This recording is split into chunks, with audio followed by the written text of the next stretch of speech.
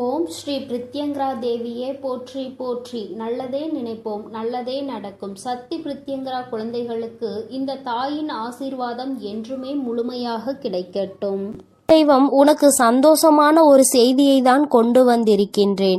என் தங்கமே, உன்னை முடக்க வேண்டும் என்று பல முயற்சிகளை செய்து இன்று இந்த தாயானவளின் கட்டுக்குள் சிலர் வந்திருக்கின்றார்கள்.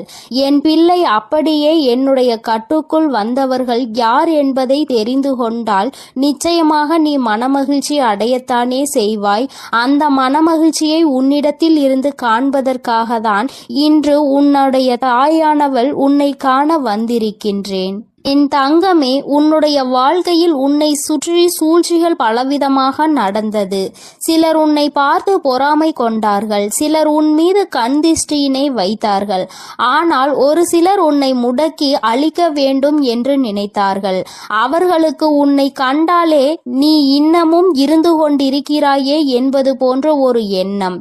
இது போன்ற எண்ணங்களை கொண்டு உன்னை சுற்றி சுற்றி வந்ததோடு மட்டுமல்லாமல் நீ சிரித்தால் அவர்களும் நல்லவர்கள் போல சிரிப்பார்கள்.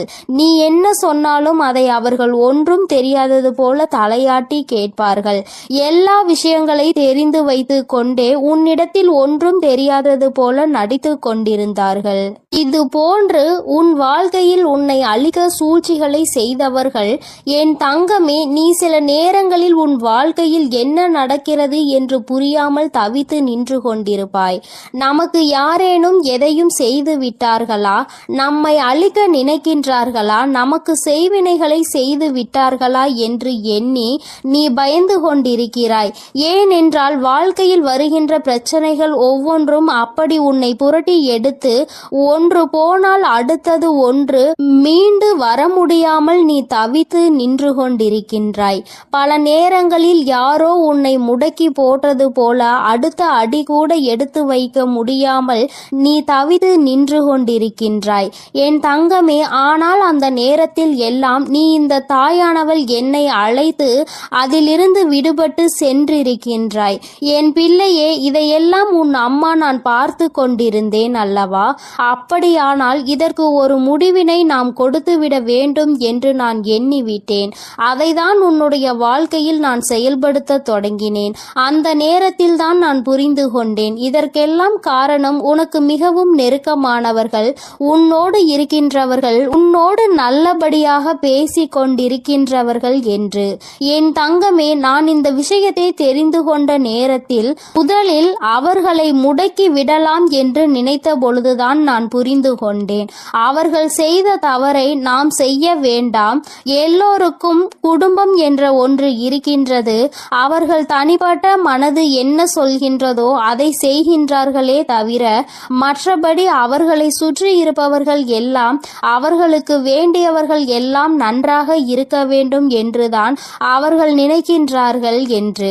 என் பிள்ளையே, என்னதான் இருந்தாலும் ஒருவரை நாம் பழிவாங்க வேண்டும் என்று நினைத்தாலும் அவர்களை சார்ந்து இருப்பவர்களின் வாழ்க்கையும் இதில் அடங்கி இருக்கிறது என்பதை நாம் நிச்சயமாக யோசிக்க வேண்டும்.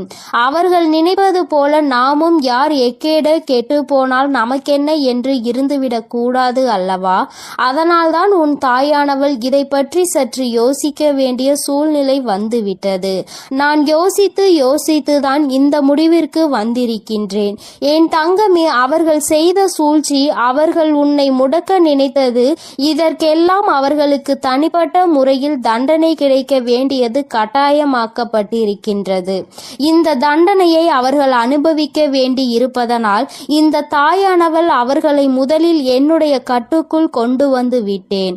அப்படியானால் இப்பொழுது அவர்கள் என்னுடைய கட்டுப்பாட்டிற்குள் வந்து விட்டார்கள்.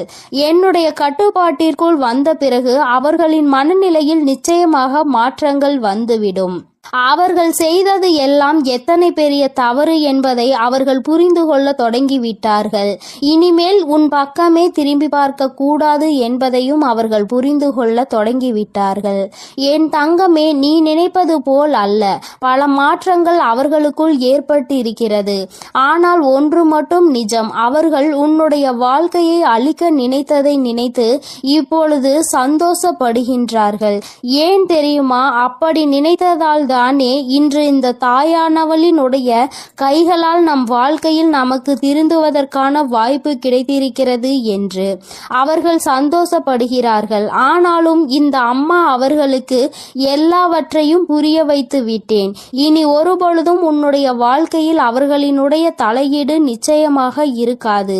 அவர்கள் செய்த சூழ்ச்சி அவர்களுக்கே திரும்ப சென்றிருக்கும் பொழுது நிச்சயமாக இனி இது போன்ற ஒரு காரியத்தை செய்வதற்கு மனம் யாருக்கும் வந்துவிடாது. இந்த தாயானவளினுடைய அன்பினை பெற்ற குழந்தைகள் அல்லவா நீ உன்னை முடக்க நினைப்பதும் என்னை முடக்க நினைப்பதற்கு சமம் அல்லவா? அப்படி செய்ய வேண்டும் என்று நினைத்துவிட்டு அவர்கள் எப்படி அமைதியாக இருக்க முடியும்? அவர்களுக்கான பிரச்சனைகளை அவர்கள் அனுபவிக்க வேண்டிய கட்டாயம் அல்லவா? என் தங்கமே, இன்று அவர்கள் தான் நினைத்ததை சாதித்து விட்டது போல ஒரு உணர்வினை கொண்டு வந்தார்கள். அந்த உணர்வை அவர்களுக்குள் இருந்து எடுத்து அவர்கள் செய்தது எத்தனை பெரிய தவறு என்பதனை அவர்களுக்கு நான் உணர்த்தி விட்டேன். என்னதான் இந்த தாயானவள் அவர்களுக்கு அறிவுரை வழங்கினாலும் நான் அவர்களுக்கு ஆசிகளை ஒருபொழுதும் வழங்கவில்லை. அவர்களின் வாழ்க்கை அவர்களின் பொறுப்பு. அவர்கள் செய்த பாவத்திற்கு பலனும் அவர்களுக்கு நிச்சயமாக கிடைக்கும். என் பிள்ளையாக அவர்கள் திருந்து விட்டார்கள் என்றால் இனி வாழ்க்கையில் அவர்களுக்கு நல்லது நடக்கும்.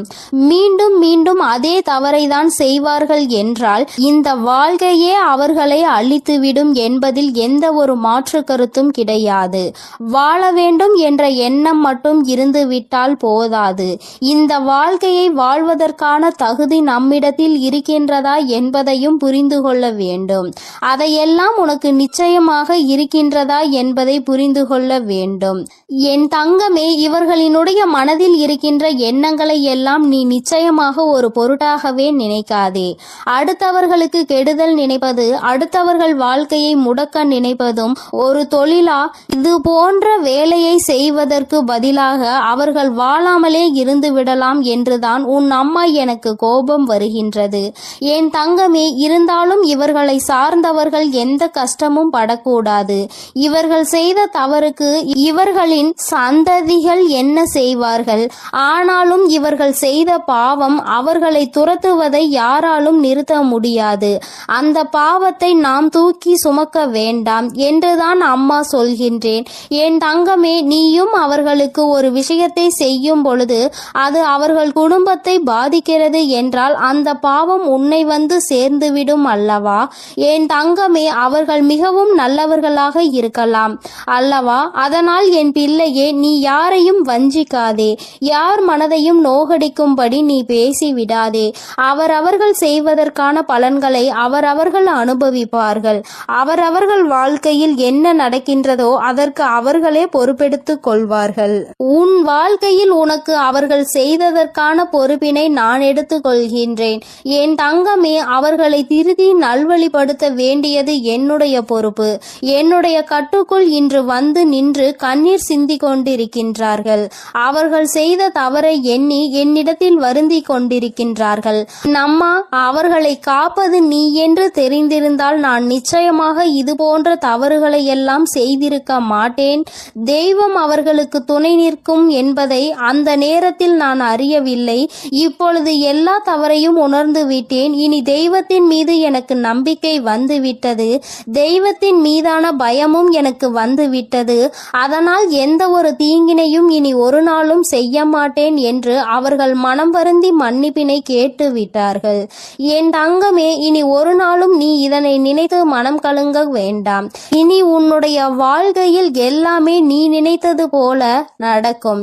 இந்த எதிரிகள் இல்லாத, இந்த துரோகிகள் இல்லாத நிலையை உனக்கு வாழ்க்கையில் உருவாக்கி கொடுக்கும் நேரம் வந்துவிட்டது. சூழ்ச்சிகளை யார் செய்தாலும் இந்த தாயானவளின் கைகளால் அவர்களுக்கு தண்டனை நிச்சயம் என்பதை புரிந்து கொள். உடனே நீ நடக்கவில்லை என்பதற்காக மனதை தளரவிட்டு விடாதே. நிச்சயமாக அம்மா அதற்கான வேலைகளையும் அதற்கான நாளையும் குறித்து விட்டேன். மிக விரைவாகவே எல்லாம் நடக்கும் பொழுது நீ மனமகிழ்ச்சியினை நிச்சயமாக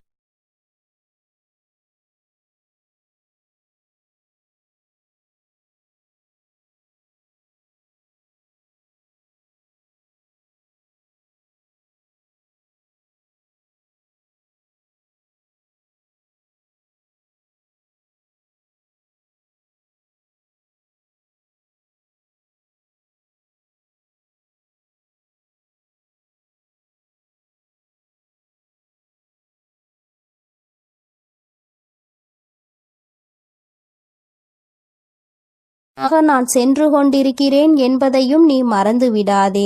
என் செல்ல குழந்தையே, இன்று உன்னுடைய தாயானவள் உன்னிடத்தில் ஒரு விஷயத்தை பேசுவதற்காக நீண்ட நேரமாக காத்து கொண்டிருக்கிறேன். என் தங்கமே, உன்னுடைய வாழ்க்கையை அழிக்க நினைத்த துரோகிகளினுடைய நிலைமை இப்பொழுது என்னவாக இருக்கிறது என்பதை தெரிந்து கொள்ள வேண்டிய கட்டாயம் உனக்கு வந்திருக்கிறது. என் தங்கமே, இந்த தாயானவள் அவர்களுக்கு தண்டனை கொடுப்பதற்கு நான் சென்றிருந்தேன். ஆனால் உன்னுடைய குலதெய்வம் அந்த துரோகிகளுக்கு மிகப்பெரிய தண்டனையை கொடுத்து விட்டார்கள். என் தங்கமே, அது என்னவென்று நீ தெரிந்து கொள்ள வேண்டிய கட்டாயம் இப்பொழுது உனக்கு ஏற்பட்டிருக்கிறது. அதற்கு காரணம் என்ன தெரியுமா? என் பிள்ளை, உன்னுடைய வாழ்க்கையில் தெய்வங்கள் எதுவும் செய்யவில்லை, தெய்வத்தை வணங்குவதில் எந்த பலனும் இல்லை என்று நீ சொல்கிறாய் அல்லவா? நீ அதிலிருந்து தெளிவு பெற வேண்டும் அல்லவா? நீ உன் வாழ்க்கையில் தெய்வத்தை எந்த இடத்தில் வைத்திருக்கிறாய்? தெய்வம் உன்னை எந்த இடத்தில் வைத்து உனக்கு நல்லது செய்து கொண்டிருக்கிறார்கள் என்பதை நீ புரிந்து கொள்ள வேண்டும் என்பதற்காக தான் அம்மா இப்பொழுது உன்னிடத்தில் பேசிக் கொண்டிருக்கிறேன். என் தங்கமே, கண்களை மூடிக்கொண்டு சுற்றி இருப்பவை எல்லாம் இருட்டி போய்விட்டது என்று ஒரு நாளும் சொல்லக்கூடாது. நன்றாக கண்களை திறந்து பார்த்து சுற்றி என்ன நடக்கிறது என்பதை நீ பார்க்க வேண்டும். என் தங்கமே, அப்பொழுதுதான் இந்த வாழ்க்கை உனக்கு என்ன கொடுக்கிறது என்பதை உன்னால் புரிந்து கொள்ள முடியும். என் தங்கமே, இவை எல்லாவற்றையும் முதலில் தெரிந்து கொள்வதற்கு முன்பாக அம்மா சொல்கின்ற ஒரு விஷயத்தை நீ புரிந்து கொள். என் தங்கமே, ஒருவருக்கு உன்னை போராடி உன்னுடைய நிலைமையை நீ புரிய வைக்க வேண்டும் அல்லது உன்னுடைய சூழ்நிலையை புரிய வைக்க வேண்டும் என்ற நிலை உனக்கு வரும் என்றால், என் தங்கமே, உன்னுடைய மனதோடு சில நொடிகள் போராடி அவர்களை விட்டு நீ மறந்து விலகி செல்வது மிகவும் நல்லது. அம்மா சொல்கின்ற விஷயம் உனக்கு புரிகின்றதா? நான் உனக்கு இன்னமும் தெளிவாக சொல்ல வேண்டும் என்றால், என் தங்கமே, ஒருவரை நீ உயிராக நினைத்திருக்கிறாய். ஆனால் அவர்கள் உன் மீது தேவையில்லாமல் சந்தேகம் கொள்கிறார்கள் என்றால், என் தங்கமே, அதை பல முறை நீ புரிய வைக்க முயற்சி செய்தும் பலனளிக்கவில்லை என்றால், அந்த நேரத்தில் நீ சொல்ல வேண்டிய விஷயம் உண்மையான அன்பு என்றால் நிச்சயமாக நீ சொல்கின்ற விஷயம் புரிந்துவிடும்.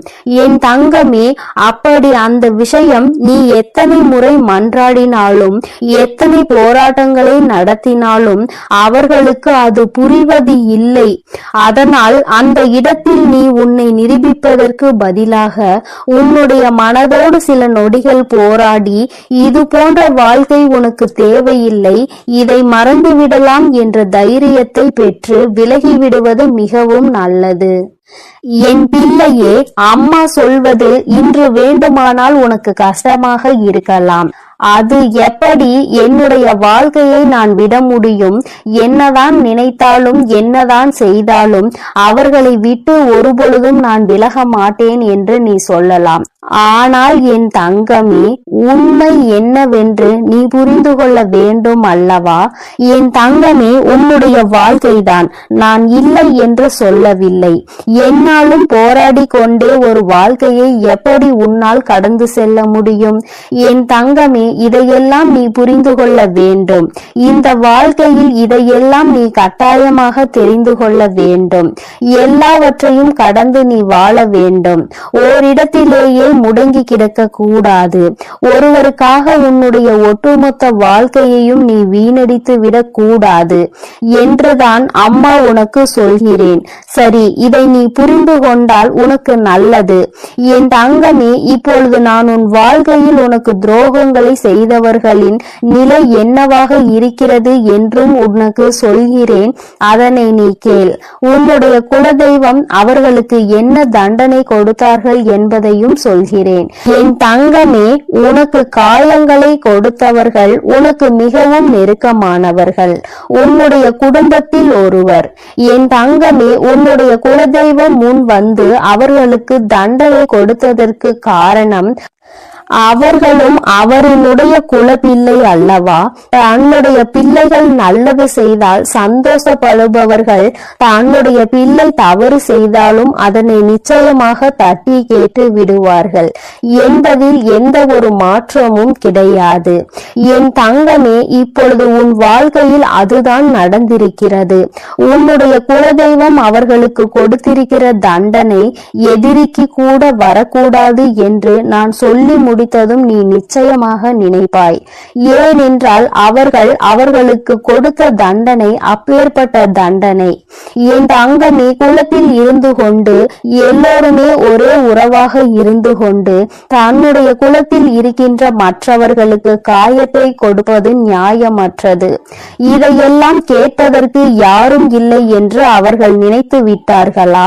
இந்த குலதெய்வம் எதற்காக இருக்கின்றார்கள் என்பதை புரிந்து கொள்ளாமல் அவர்களினுடைய ஆட்டம் அதிகமாகி விட்டது. இந்த ஆட்டத்தை நான் இப்பொழுது நிறுத்தவில்லை என்றால் இனி அவர்களை யாராலும் கட்டுப்படுத்த முடியாது. இதற்கு இவர்களுக்கு நான் கொடுக்கக்கூடிய தண்டனை அவர்கள் காலத்திற்கும் மறக்க முடியாத தண்டனையாக இருக்க வேண்டும். அதற்காக அவர்கள் செய்த விஷயம் என்ன தெரியுமா? அங்கே அவர்கள் உன்னுடைய துரோகியாக இருப்பவர்களுக்கு கொடுத்த தண்டனை அவர்கள் எப்பொழுது வேண்டுமானாலும் குலதெய்வத்தின் சன்னதிக்கு வரலாம், குலதெய்வத்தை வணங்கலாம், குலதெய்வத்திடம் என்ன வேண்டுமானாலும் கேட்கலாம். உன்னுடைய குலதெய்வம் ஒருபொழுதும் அவர்களினுடைய வேண்டுதல்களை செவி கொடுத்து கேட்க மாட்டார்கள். இவர்கள் என்ன சொல்ல வருகிறார்கள் என்பதை கூட திரும்பி பார்க்க மாட்டார்கள். அவர்களின் கண்ணீரை துடைக்க ஒரு நாளும் வரமாட்டார்கள். இப்படி ஒரு பிள்ளை தனக்கு இருந்ததையே அவர்கள் மறந்து விட்டார்கள். அவர்கள் முன்னால் வந்து நின்றால் கூட அவர்களால் குலதெய்வத்தால் அவர்களை உணர முடியாது. அந்த அளவிற்கு அவர்களுக்கு தண்டனையை அவர்கள் கொடுத்து விட்டார்கள். குலதெய்வம் கொடுத்த தண்டனை தன்னுடைய குலப்பிள்ளை என்ற அந்தஸ்தை தன்னிடம் இருந்து அவர்கள் பறித்து விட்டார்கள். நீ இனிமேல் என்னுடைய குழந்தை இல்லை, நான் உன்னுடைய குலதெய்வம் இல்லை என்று சொல்லி அவர்களுக்கு மிகப்பெரிய தண்டனையை கொடுத்து விட்டார்கள். என் தங்கமே, இப்பொழுது நீ நினைக்கலாம், அம்மா இவர்களுக்கு இந்த தண்டனையை குலதெய்வம் கொடுக்கிறார் என்பதை இவர்கள் எப்படி புரிந்து கொள்வார்கள், இதனை எப்படி அவர்கள் உணர்ந்து கொள்வார்கள் என்று நீ நினைக்கிறாய் அல்லவா? நிச்சயமாக ஒரு நாள் அவர்கள் புரிந்து கொள்வார்கள். எப்பொழுது தெரியுமா? வாழ்க்கையில் அதிக அடிபட்டு வாழ்க்கையில் மிகுந்த வேதனைப்பட்டு இனிமேல் எதுவுமே இல்லை என்கின்ற நிலை வந்துவிட்ட பிறகு அவர்கள் இதனை புரிந்து கொள்வார்கள். அப்பொழுது அவர்கள் தன்னுடைய ஜாதகத்தை எடுத்துக்கொண்டு போய் ஜோசியரிடம் சென்று பார்ப்பார்கள். அன்று அங்கு கிடைக்க போகின்ற பதில் என்ன தெரியுமா? உன்னுடைய வாழ்க்கையில் உன்னுடைய குலதெய்வம் உன்னை காக்க நிற்கவில்லை. நீ உன்னுடைய குலதெய்வத்திடம் இருந்து ஒதுங்கி வைக்கப்பட்டிருக்கிறாய். நீ செய்த பாவங்கள் எல்லாம் உன்னை துரத்தி அடித்துக் கொண்டிருக்கிறது. அதனால் உன் குலதெய்வம் உனக்கு கொடுத்த தண்டனையில் இருந்து உன்னால் ஒருபொழுதும் தப்ப முடியாது. ஒருவேளை நீ மனம் திரும்பி விட்டாயானால் இனிமேல் யாருக்கும் எந்த தவறுகளும் செய்ய மாட்டாய் என்றால் உன்னை மன்னிக்க வேண்டியது உன்னுடைய குலதெய்வம்தான். ஏனென்றால் இன்று உன்னுடைய இந்த நிலைக்கு அவர்கள் உன்னை ஒதுக்கி வைத்ததுதான், அவர்கள் உன்னை கண்ணெடுத்து பாராமல் இருப்பதுதான் காரணம். அதனால் அவர்களின் காலடிதான் உனக்கு நிரந்தரமான தீர்வு என்பதை அவர்கள் புரிய வைப்பார்கள். என் தங்கமே, இது போன்ற சூழ்நிலையை அவர்கள் வாழ்க்கையில் நான் உருவாக்கி கொடுத்து விடுவேன். அதனால் யார் என்ன கெடுதல் செய்தார்கள் என்பதை எல்லாம் நினைத்து நீ வேதனைப்பட்டு கொண்டிருக்காதே. துரோகங்கள் செய்பவர்களும் மற்றவர்கள் வாழ்க்கையை கெடுப்பவர்களும் நல்லபடியாக வாழ்ந்து கொண்டிருக்கிறார்கள் என்று நீ ஒருபொழுதும் நினைத்து கொண்டிருக்காதே. என் தங்கமே, உன்னுடைய எண்ணங்கள் போல இந்த வாழ்க்கையில் நிச்சயமாக பல நல்ல விஷயங்களை இந்த தாயானவள் இல்லாமல் நான் உனக்கு நடத்தி காட்டுவேன். இன்று உன்னுடைய துரோகியின் நிலை என்னவென்பதை நீ புரிந்து கொண்டாய் அல்லவா? நான் உனக்கு சொல்வதும் இதைத்தான். துரோகிகள் செய்தது போல அவருடைய வாழ்க்கையில் யாருக்கும் எந்த ஒரு துரோகத்தையும் நீ செய்துவிடக் கூடாது. அதில் எப்பொழுதுமே நீ அதிக கவனத்தோடு இருக்க வேண்டும். இந்த வாழ்க்கையில் உனக்கு எதுவெல்லாம் கிடைக்க வேண்டும் என்று இருக்கின்றதோ அதையெல்லாம் நீ சந்தோஷமாக பெற்றுக்கொள்ள வேண்டும். எந்த ஒரு சூழ்நிலையிலும் குலதெய்வத்தின் சாபத்திற்கும் குலதெய்வத்தினுடைய வேதனைக்கு மட்டும் நீ ஆளாகி நின்றுவிடக் கூடாது. இது ஒன்றே போதும் உன்னை நல்ல நிலைக்கு கொண்டு வருவதற்கு. என் அன்பு பிள்ளையே, இந்த தாயானவளினுடைய ஆசீர்வாதங்கள் உனக்கு எப்பொழுதும் முழுமையாக இருக்கும். அதனால் நீ எதற்காகவும் கலங்காதே, எதை நினைத்தும் வருந்தாதே. நீ நல்லதையே நினைத்தால் உன் வாழ்வில் எப்பொழுதும் உனக்கு நல்லது மட்டுமே நடக்கும். என் அன்பு குழந்தையே, உன் வாழ்க்கையில் நினைத்து பார்க்காத அளவிற்கு உன்னை ஏமாற்றிய உறவு இப்பொழுது என்ன நிலையில் இருக்கிறது என்பதை தாயானவள் உனக்கு தெரியப்படுத்த போகிறேன். இதற்கான காரணம் என்னவென்று தெரியுமா? என்னை ஏமாற்றியவர்களை நீங்கள் சந்தோஷமாக வாழ வைத்து விட்டீர்கள் தாயே.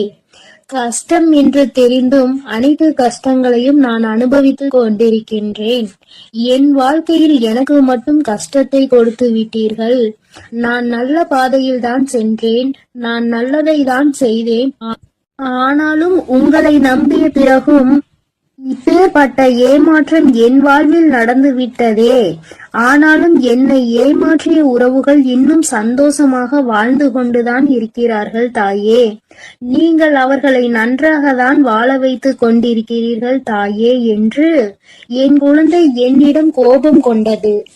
என் அன்பு குழந்தையே, அன்று அந்த கோபம்தான் இன்று உன் அன்னை உன்னை ஏமாற்றிய உறவிற்கு இந்த தண்டனையை அளித்து விட்டேன். ஆனால் நீ அதை கனவில் கூட நினைத்து பார்க்காத அளவிற்கு என்னுடைய லீலைகள் உன்னை ஏமாற்றிய உறவிற்கு நடந்தது. என்னவென்று சொல்கிறேன், பொறுமையோடு கேள் தங்கமே. என் அன்பு குழந்தையே, உன் வாழ்க்கையில் உன்னை ஏமாற்றி எப்படி உன்னை மரண வழியில் துடிக்க வைத்தார்களோ அதைவிட மிகப்பெரிய மரண வழியில் அங்கு இப்பொழுது அவர்கள் துடித்து கொண்டு இருக்கிறார்கள். இது எப்படி சாத்தியமானது தாயே என்று நீ என்னிடம் கேட்கலாம். என் அன்பு குழந்தையே, கர்ம வினை என்பது நிச்சயமாக எவரையும் விட்டுவிடாது. அது நல்ல விஷயமாக இருந்தாலும் தேடி கொண்டு போய் கொடுக்கும், கெட்ட விஷயமாக இருந்தாலும் எப்பேற்பட்ட விஷயத்தை செய்தார்களோ அதைவிட பல மடங்கு கர்ம வினைகளை அவர்களுக்கு அவர்களின் வாழ்க்கையில் வந்தே கொடுத்துவிடும். ஆனால் உன்னை ஏமாற்றியது ஒரு பாகம்தான். சில நபரின் பேச்சை கேட்டு உன் உறவு உன்னை அலட்சியப்படுத்தியும் தேவையற்ற செயல்களை செய்கிறாய் என்று தேவையற்ற விஷயங்களை பேசி உன் எப்பேற்பட்ட நல்ல உள்ளத்தை கண்ணாடி உடைப்பது போல் உடைத்தார்கள் அல்லவா? இப்பொழுது உன் உறவின் மனதையும் ஒருவர் பல கண்ணாடிகளை உடைப்பது போல் உடைத்து விட்டார். அதனால் இப்போதுதான் உன் உறவிற்கு புரிகிறது, நாம் ஒருவரை அன்று அப்படித்தானே ஏமாற்றினோம் என்று. அன்று அவர்களுக்கு எப்படி வலுத்திருக்குமோ அந்த பாவத்தில்தான் இப்பேற்பட்ட கஷ்டங்களை இப்பொழுது நான் அனுபவித்துக் கொண்டிருக்கிறேன் என்று. இப்படிப்பட்ட கஷ்டத்தை வாழ்வதை விட நாம் மரணம் மேல் என்று அப்பேற்பட்ட பரிதாப நிலையில் உன் உறவு இப்பொழுது அழுது கொண்டிருக்கிறது உன்னை நினைத்து.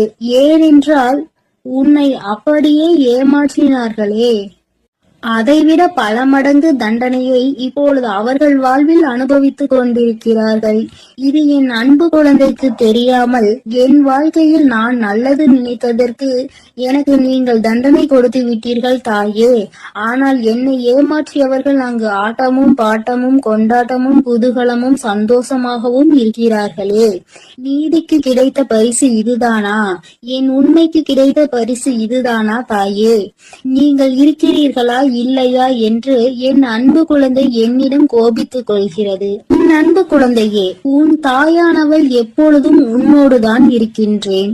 இத்தனை காலமும் உன்னை பொறுமையாக இரு என்று சொல்லியதன் காரணம், உன்னை ஏமாற்றியவர்களுக்கு கால அவகாசம் கொடுத்திருந்தேன், அவர்களை திருத்திக் கொள்வதற்காக.